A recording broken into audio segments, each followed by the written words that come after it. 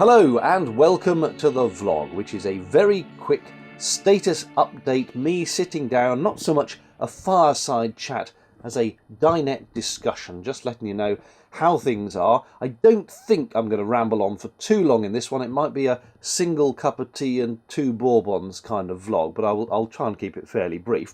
A few things to mention. First of all, I have paused for August because it is peak season, lots and lots of holiday makers out there, which is fine obviously, but it just does mean the canals are quite busy, the locks get quite busy, you might end up in a queue for the locks, and I like to just take this chance to kick back, get off the canal and do other things. I mean, I've been to see my mum for a week, I've got my car here so I can pootle off and see friends and all that kind of stuff, which is nice to do. I've even got the van back with me at the moment so I can go off in the camper van if I want to, although the plan to use August to go off for lots of trips in the camper just hasn't really materialised, but that was the theory of it.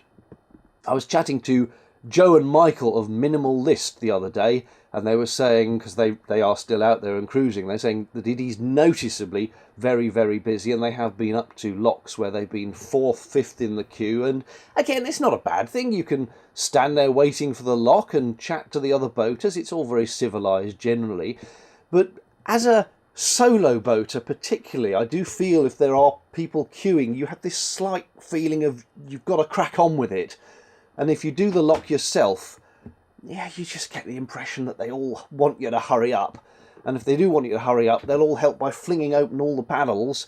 And particularly on the Trent and Mersey, the locks can be quite violent if you fling open all the paddles, and the boat can crash around. So I would just rather take my time and go out again in September when it's all calmed down again. And that indeed will be my plan.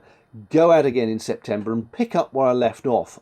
Up the Trent and Mersey to Stoke-on-Trent, turn right onto the Calden Canal, go down both ends of it because it splits near the end and goes off in 2 branches. Do both of those.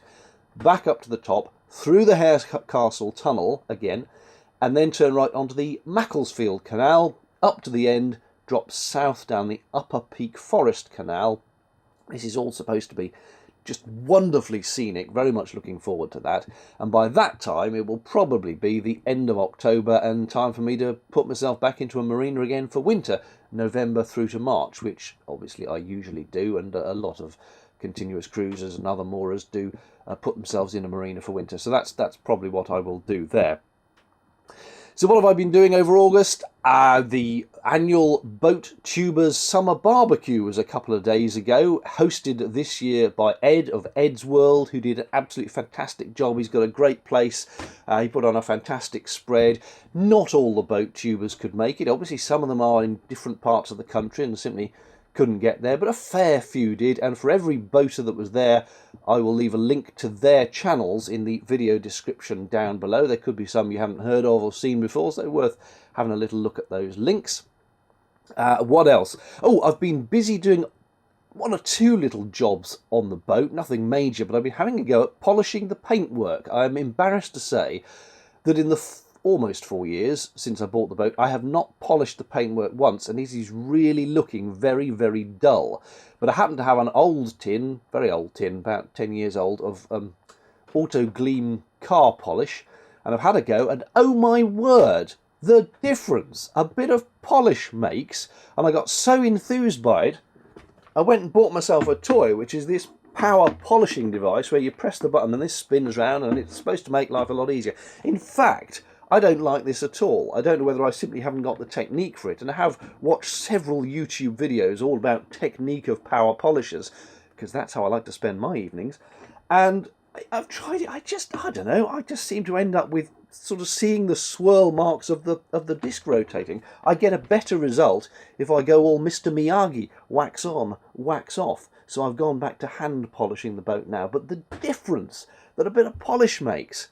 And it is also clear to see that the blue paint on the boat has stood up to the weathering a lot better than the green. The green is really faded, and I think actually probably needed a bit of cutting before polishing, whereas the blue, you just put a bit of polish on and it's superb once again. But by and large, it is making a huge difference to the boat, so I'm really quite pleased that I've been doing that.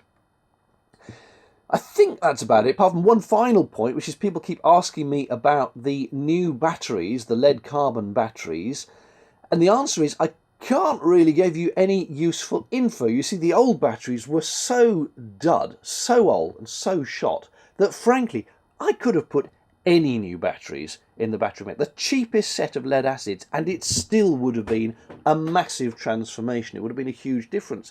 The new batteries, they hold a charge, they take a charge, they can easily keep me going for a couple of days, which is as much as their capacity would suggest. It's 300 amp hours, so take it down to about 50%, 150 amp hours usable. I use probably about 80 amp hours a day, so the battery bank can last me 2 days. And we have had rainy times when the solar hasn't been bringing in much, and I would say the batteries have kept me going for about 2 days before I've either had to plug in or run the engine. So the capacity seems to be what the batteries say they are, and they hold the charge, but I can't really say anything more than that. The simple fact is, if I put any batteries in, they would be doing the same as those batteries are at this stage. Some of the other advantages of lead carbon, like how fast they will take charge in, I can't really tell because the solar is just constantly trickle charging them. So I can't really say, oh yes, they do accept a charge really quickly. I've got no means of checking that that is the case. And the other thing of them, the long lifespan, 3,000 to 5,000 cycles, well, that's about 10 years worth of battery use. So come back to me in about 10 years and I will answer the question as to whether they are still going strong. But for the moment, I just can't give you, much as I would like to, a good update on the batteries, except to say that they're in place and they're working and they are a massive difference from the old ones. That's about it. Any questions, drop them down below, but don't ask me how the batteries are doing. And I'm filming on Tuesday, yes, I think Tuesday, which is tomorrow, in what will be, I hope, a nice, interesting vlog, bit of history, bit about canal restoration. I'm just hoping, it's raining at the moment, I'm just hoping the weather is nice, because if it's raining it'll be rubbish, but hopefully the weather will stay fine, the forecast is fine, and that should make a nice vlog for next week. However, that is it for this one. Thank you very much for watching. Cheerio.